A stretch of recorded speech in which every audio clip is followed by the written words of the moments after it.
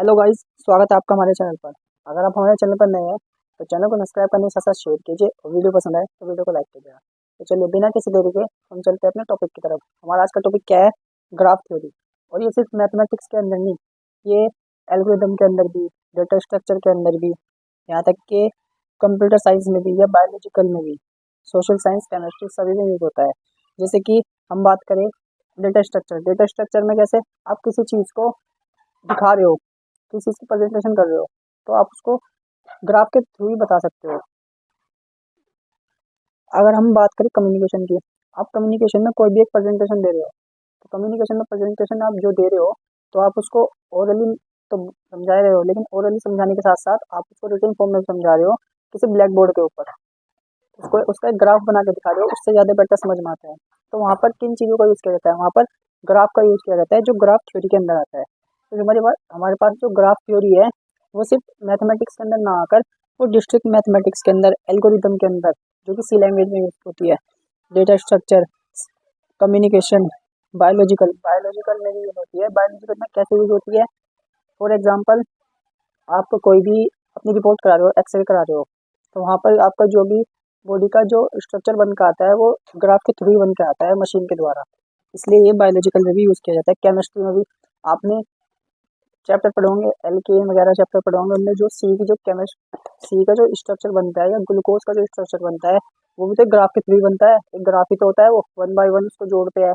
तो वो सब हमारा इसके अंदर कवर होता है। Graph theory one of the most important topic होता है किसी भी टॉपिक के अंदर, मतलब किसी सब्जेक्ट के अंदर।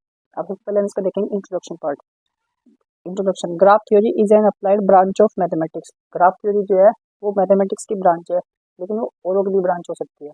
It is the application of graph communication. Communication जैसे कि आप किसी चीज़ की प्रेजेंटेशन कर रहे हो, तो आप उसको समझाओगे, समझाने के साथ साथ आप उसको ब्लैक बोर्ड पर भी बताना चाहोगे ग्राफ के थ्रू। कंप्यूटेशन, बायोलॉजिकल रिपोर्ट वगैरह में जो डेटा स्ट्रक्चर बनकर आता है। इंजीनियरिंग में जैसे कि कोई मकान वगैरह बन रहा है, तो इंजीनियर है जो उसका मकान, जो मतलब उसके मैप को डिज़ाइन करता है, तो वो ग्राफ के थ्रू डिज़ाइन करके बताता है। केमिस्ट्री में चैन वगैरह, ग्लूकोज के या लैक्टोज वगैरह के जो भी आपके पास डायग्राम वगैरह बनते हैं, वो सब ग्राफ के अंदर ही आते हैं।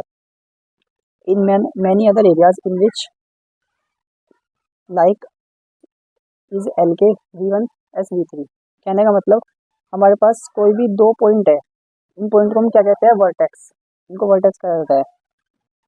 And starting point, ending point, इन दोनों पॉइंट को जो एक लाइन से द्वारा कनेक्ट किया जाता है, जोड़ा जाता है, इसको कहते हैं एज। और ये एज हमारे पास कलेक्शन ऑफ एजेस से बिलोंग करती है। ये हमारे पास सिंपल एक ग्राफ है।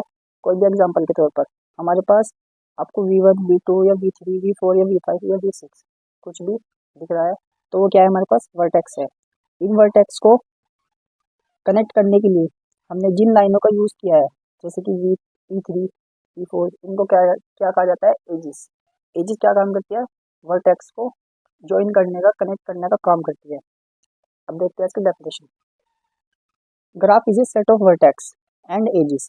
ग्राफ जो होता है हमारे पास, वो एक सेट होता है वर्टेक्सेस का। वर्टेक्सेस यानी कि जैसे पता चल रहा है, वर्टेक्स यानी कि वी से कनेक्ट करेंगे, मतलब वी से डिनोट करेंगे, तो ये एक सेट होता है वर्टेक्सेस का। कहाँ से लेकर? V1 से लेकर Vn तक। इसमें मैनी नंबर ऑफ वर्टेक्स कितने भी हो सकते हैं ग्राफ के अंदर। और क्या बताया हमने?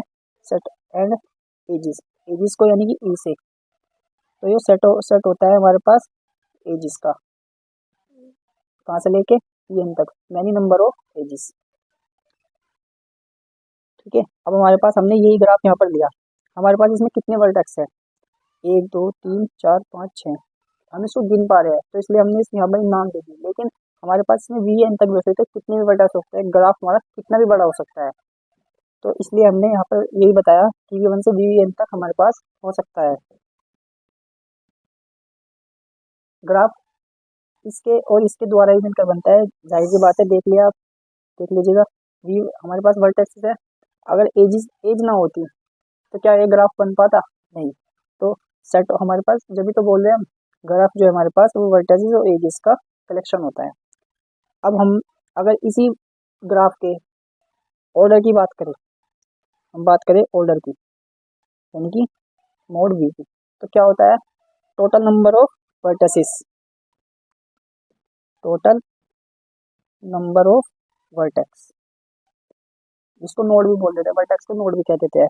और बात करें अगर हम इसकी साइज की, ग्राफ साइज की, यानी कि मोड ई, तो टोटल नंबर ऑफ एज। इस ग्राफ में देखिए आप, अगर मैं इसके ऑर्डर की बात करूं तो इसमें कितने वर्टेक्स है, 1 2 3 4 5 6, तो इस ग्राफ का ऑर्डर हमारे पास क्या होगा, 6। लेकिन अगर इसके साइज की बात करें तो इसमें कितनी एजेस है, 1 2 3 4 5 6 और एक 7, 7 एजेस है। वर्टेक्स हमारे पास ऑर्डर क्या आया ग्राफ का, 6, लेकिन साइज क्या आया, 7। तो यहाँ पर इसी इसी बात को मैंने बताया है आपको। अब हमारे पास ग्राफ जो है वो कई, ग्राफ की जो प्रॉपर्टी होती है वो कई तरह की होती है, हम उसको पहले देखेंगे, वन बाय वन देखेंगे। अब हम बात करेंगे सबसे पहले सेल्फ लूप की। सेल्फ लूप हमारे पास क्या होता है, सेल्फ लूप एक ऐसी चीज होती है, हमारे पास ओनली वन वर्टेक्स होता है और मैनी नंबर ऑफ एजेस होती है, यानी कि having the edge of only single vertex, इसको बोलते हैं सेल्फ लूप। अगर इसके बाद मैं बात करूं पैरेलल एजेस की, जिसको मल्टी एजेस भी कह देते हैं, इसमें क्या होता है, एग्जाम्पल के तौर पर मल्टी एज यानी किन्हीं दो वर्टेक्स के बीच हमारे पास मल्टीपल एज का होना जरूरी है। एग्जाम्पल के तौर पर मैं यहाँ पर एक ग्राफ लेता हूँ कोई भी, V1 V2 V3 V4, हमारे पास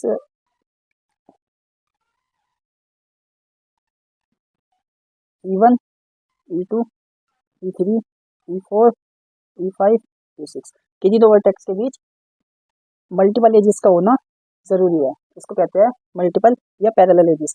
एडजेसेंट वर्टेक्स थर्ड है हमारे पास, एडजेसेंट वर्टेक्स। एडजेसेंट वर्टेक्स हमारे पास क्या होता है, अगर हम इसको बोले तो ये एक दूसरे के नेबर होते हैं, पड़ोसी होते हैं। फॉर एग्जांपल मैं यहाँ पर एक ग्राफ लेता हूँ आपके सामने, वही ग्राफ लेता हूँ जिसको मैंने आपको समझाया था कभी, V1 V2 V3 V4 V5 and V6। Edges हमारे पास क्या है, V1 V2 V3 V4 V5 V6 और V7। अब हमारे पास V1 और जो V2 है वो डायरेक्ट कनेक्ट है, एक दूसरे के पड़ोसी है, E1 से डायरेक्ट कनेक्ट है। V1 एंड V2 हमारे पास जो कनेक्ट है वो डायरेक्ट E1 से कनेक्ट है। लेकिन अगर मैं V1 या V4 की बात करूँ तो आपस में कनेक्ट नहीं है, डायरेक्ट नहीं है, मतलब V2 या V5 के थ्रू तो कनेक्ट हो सकते हैं लेकिन वे आपस में कनेक्ट तो नहीं हो पा रहे ना, तो इसको बोलते हैं एडजेसेंट। V1 और V2 है हमारे पास, वे एक दूसरे के एडजेसेंट वर्टेक्स है, पड़ोसी है। ठीक है, अब हम इसके बाद देखिए, अगर adjacent vertex, adjacent edge, sorry, अभी हमने वर्टेक्स की बात की थी, अब हम एज की बात करेंगे। एडजेसेंट एज हमारे पास क्या होता है, इसी ग्राफ को समझते हैं। जब कोई दो वर्टेक्स हमारे, जब कोई एक एज दो वर्टेक्स को कनेक्ट करके रखती है तो वो उन दोनों वर्टेक्स के लिए एडजेसेंट एज का काम करती है। तो ये E1 हमारे पास, E1 को छोड़ दो, आप E4 ले लो, E4 हमारे पास एडजेसेंट का काम करेगी V5 और V4 के लिए, इसको कहते हैं एडजेसेंट एज। अगर हम इसके बाद बात करें मल्टीग्राफ की, मल्टीग्राफ नाम से पता चल रहा है मल्टीग्राफ यानी किन्हीं दो वर्टेक्स के, इसमें हमारे पास नो सेल्फ लूप होनी चाहिए, मतलब इसमें सेल्फ लूप का होना जरूरी नहीं होता लेकिन मल्टीपल एजेस का होना जरूरी होता है। एग्जाम्पल के तौर पर लेता हूँ मैं आपके सामने कोई भी एक ग्राफ,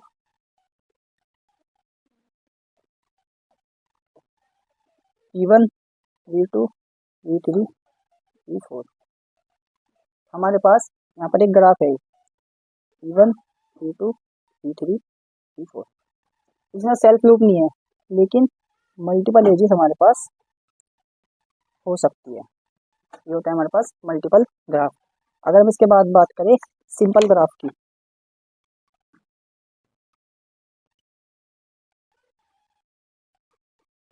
सिंपल ग्राफ हमारे पास क्या है, इसमें no self loop, no parallel edges, parallel edges बोल दो या मल्टीपल एजेस बोल दो।